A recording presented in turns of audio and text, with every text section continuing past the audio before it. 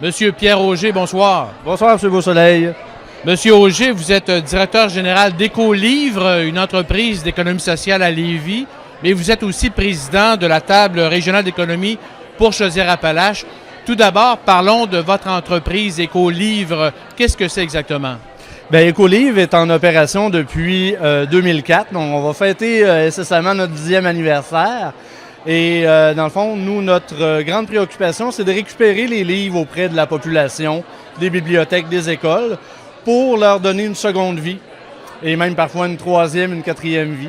Donc, ces livres-là, on les remet en marché, ce qui nous permet aussi de faire de l'intégration au travail auprès des personnes qui vivent des difficultés pour justement intégrer le marché du travail. Est-ce que c'est votre première expérience comme entrepreneur d'économie sociale? Directement, oui. Indirectement, non. J'étais directeur d'un centre de formation qui était un volet d'économie sociale aussi. Donc, je connaissais bien le milieu et le domaine. Pourquoi, justement, vous avez choisi le secteur de l'économie sociale? Parce que c'est le meilleur des deux mondes. On combine et tout le volet entrepreneurial, parce qu'il faut développer notre entreprise au même titre que n'importe quel entrepreneur, tout en y ajoutant une valeur, donc plus près de l'humain.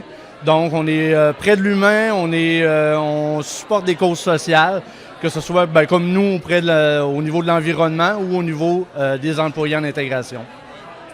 Comment se fait la relation, la communication dans votre entreprise avec vos employés? Est-ce que vous avez développé des façons de faire? Il n'y a pas de recette, c'est pas magique, ça prend de l'écoute. Et je vous dirais que c'est les meilleurs employés que je peux pas avoir. C'est des gens qui sont dévoués, qui ont à cœur ce qu'ils font, même la tâche la plus routinière, ils vont y mettre un cœur gros comme la terre. C'est merveilleux. Est-ce qu'il y a de la relève aussi? Oui, bien écoutez, malheureusement, nous, chez Écolivre, on doit refuser des gens qui voudraient venir travailler chez nous presque à chaque semaine. D'ailleurs, c'est une problématique à laquelle on va se pencher. Des défis à relever. C'est des défis à relever parce qu'il y a beaucoup de besoins pour l'intégration au travail. Il y a peu de milieux qui sont en mesure d'accueillir ces gens-là avec un encadrement et avec une supervision nécessaire.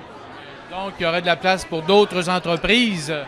Oui, bien, si le message peut se lancer, effectivement, ça prend quand même une certaine... faut pas être axé sur la productivité, mais il faut exiger de chacun ce que chacun peut donner.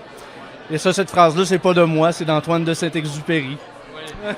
Par contre, dans votre rôle de président de la table régionale pour Chaudière-Appalaches, c'est un peu votre mission aussi? Ben oui, indirectement, et évidemment, on ne se le cachera pas qu'avec le thème de cette année au niveau des semaines de l'économie sociale, ben oui, ça me touche particulièrement et c'est des défis auxquels on rencontre plusieurs autres entreprises. Donc, évidemment, c'est une préoccupation qui ressort, qui fait presque l'unanimité au niveau des ressources humaines, l'intégration. C'est un gros défi. Et peut-être nous parler justement en terminant du pôle régional en Chaudière-Appalaches. Quelle est votre mission et vos objectifs?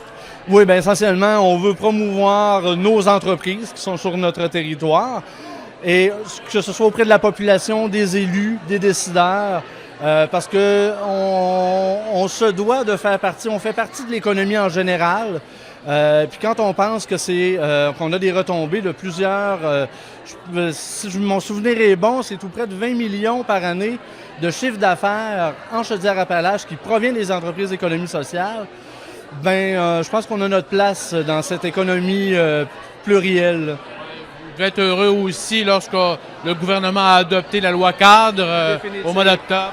Oui, définitivement. Ça vient justement supporter nos organisations et faire en sorte qu'il y aura une pérennité, une continuité dans le temps sur la reconnaissance de l'économie sociale.